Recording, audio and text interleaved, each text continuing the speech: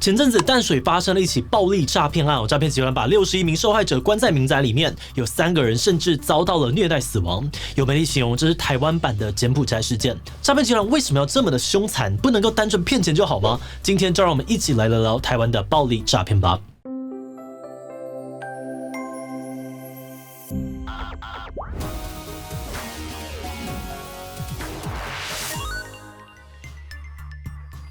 Hello， 大家好，我是志奇。刚刚提到淡水发生的惨案，其实并不是一个个案。则在去年呢，警方就曾经破获过这种诈骗集团暴力囚禁被害人的案件，而今年类似的事件更是遍布全台，几乎每个月都有发生。在这类的案件当中，诈骗集团会先在网络上面刊登高薪的工作或小额贷款的广告，引诱被害人到指定的小房间面试，而等到他们交出银行账户、身份证跟提款卡之后，就会被戴上手铐跟脚镣，然后关在环境恶劣的民宅里面。根据受害者的说法，房间只有5坪，却挤了20-30个人。除了长期戴手铐导致手腕反复受伤流脓之外，每天还只能够吃1碗有加安眠药的泡面，而且只要发出声音或试图反抗，就会遭到电击、毒打，有人甚至还精神崩溃自杀。这些骇人听闻的案件，让许多人开始觉得台湾治安好像越来越糟糕，甚至跟这2年的柬埔寨的状况越来越像。所以今天的影片呢，我们就要来讨论这种暴力囚禁的诈骗案件到底是怎么在台湾流行起来的，而诈骗集团为什么可以这么的嚣张？这种案件又该怎么防范呢？不过在正式开始之前，按照惯例，我们还是先进一段工商服务时间。每个人都可以成为自己心中的完美。帮助唇腭裂和小耳症患者的罗惠夫卢颜基金会，12月在台北跟高雄捷运推出看见改变摄影展览，与爱心大使魏如萱邀请大家一起感受改变的力量。从摄影作品当中可以看见卢颜患者们在不同领域展现才华，即使先天就面临挑战，但透过努力，他们仍活出精彩的人生。展览正在台北捷运的忠孝复兴艺文廊，还有高雄捷运的3多站4号出口和线上同步展出当中。逛完展览还能够体验有趣的心理测验，看看你的闪亮程度代表哪个星星。分享测验结果到 IG 限动并 tag 基金会即可抽精美家电。现在就点击网址看展览玩心测，看看你究竟是哪种星星吧。受到疫情影响，最近几年有很多产业回到台湾设厂，没有想到这轮诈骗集团也跟上了这股风潮。为了躲避追查诈骗集团通常会进行专业的分工，把整个犯罪的任务分成机房、水房跟车手等3个部门来执行。机房负责骗钱，水房负责洗钱，而车手则负责领钱。在过去，这些部门可能会分散在不同的国家，但因为疫情期间很难出国，有些集团就决定放弃国际分工的方式，把所有的犯罪据点都搬回台湾。而这波诈骗集团返乡潮对我们的治安产生了很大的影响。根据刑事局的统计，从2020年开始，台湾的诈骗案持续的增加，车手的数量多了 40%， 而去年诈骗的受害者也超过了44000人，是近5年来的最高。今年呢，更有可能会是这10年来诈骗案最多的一年。不过，由于台湾有丰富的反诈骗经验所以诈骗集团返乡之后，发展也受到了很多打击，而其中受影响最深的是负责洗钱的水房。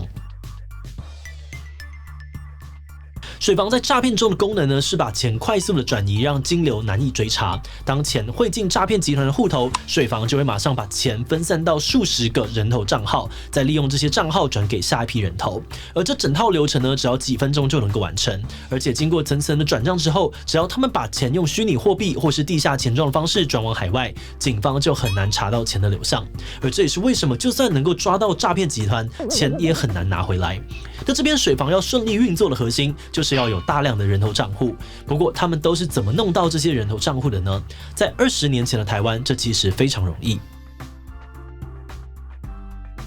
以前去银行开户几乎不需要审查民众也缺乏对洗钱的认知，所以诈骗集团只要拿个3000块钱就可以买到1本存折。但随着诈骗案的增加，近年来政府开始大力的宣导，也制定很多防洗钱的政策。民众去银行开户必须要经过严格的身份验证，还得回答很多的问题，确定账户的用途。此外，只要账号活动怪怪的，被认为有可能涉及洗钱，马上就会被列为警示账户，名下所有的账号都会立刻被冻结。而提供那个账户的人也很容易被当作是是诈骗集团的共犯。所以后来诈骗集团越来越难买到人头账户，价格也变得很高，一组可以卖到25万。而且因为银行严格的管制洗钱哦，所以那些账户通常也只能用3到5天，就会变成警示账户，失去价值。在人头账户越来越难取得的情况之下，为了保证每一个账户都能够最大程度的被利用，诈骗集团就衍生出了一种软禁账户持有者的方法，也成为了他们开始使用暴力的源头。而这个新的方法就是我们接下来要介绍的控车文化。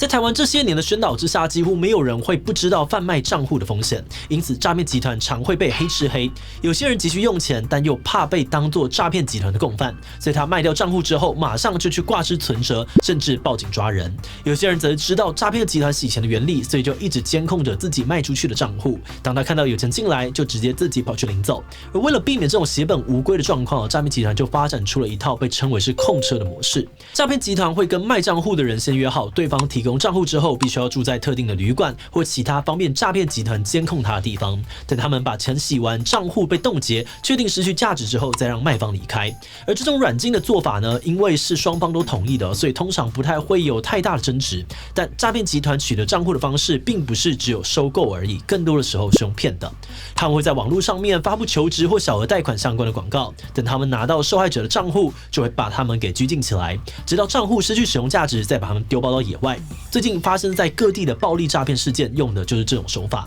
不过，如果诈骗集团只是要拿到账户，那把人关起来应该就可以达到目的了吧？为什么还要凌虐甚至下药呢？诈骗集团会使用暴力，最主要的目的就是控制受害者。集团内通常只有5到6个人负责看守，但受害者却有几十个，而且被骗来的人都不是自愿被拘禁，有很高的几率会发生冲突。为了避免受害者逃跑或报案呢，只要有人尝试反抗或发出声音，他们就会杀鸡儆猴，让其他的人不敢造次，放弃抵抗。另外，像上手铐啊，只给1碗泡面或是喂食安眠药，也都是为了尽可能去降低受害者的行动能力。那刚刚我们有说到，这种使用暴力诈骗的犯罪行为这2年已经越来越多，有些人认为这可能是因为法律刑责太轻，才会让诈骗集团泯灭天良，毫无底线。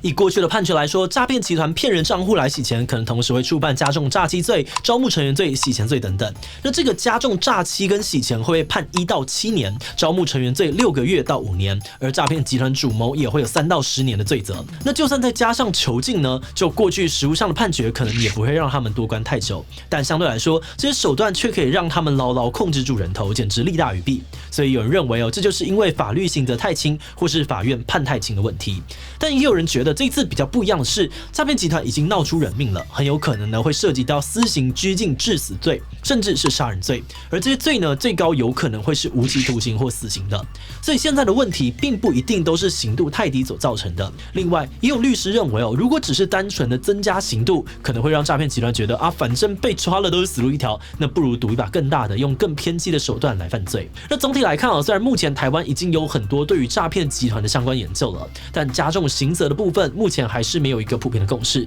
相对来说，大家比较有共识的方法，其实蛮老套的。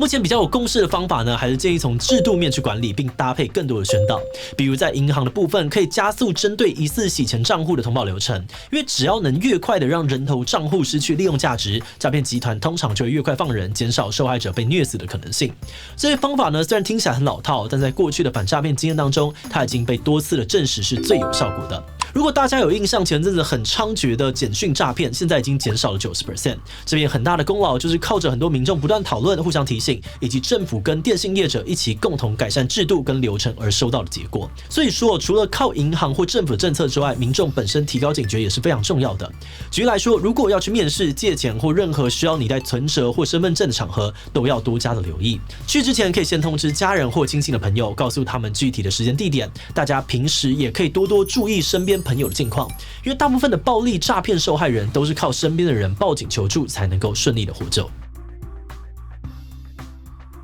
在进入观念以前，我们要先特别的感谢志祺七七所有的会员因为有了大家的支持跟赞助，我们才能够持续的运作这个频道，让重要的议题被更多人看见，真的是非常的谢谢大家。那如果你愿意支持我们走得更远，欢迎点击频道主页的加入按钮成为我们的会员，或者也可以用超级感谢小额支持我们。